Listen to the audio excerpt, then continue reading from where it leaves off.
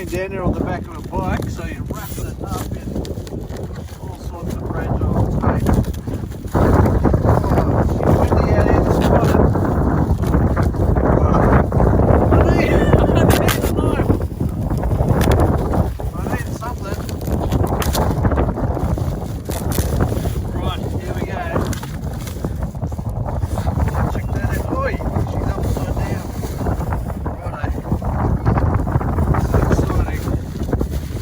It's a pretty big helmet for Arai.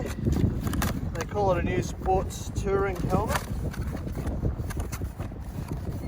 This thing is really trick. I don't even know what colour they've given me yet. Chuck that down there.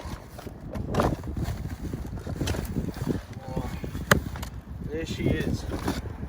That there.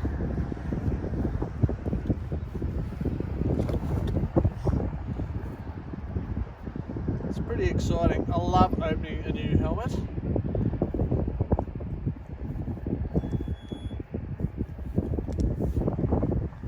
There it is. Wow.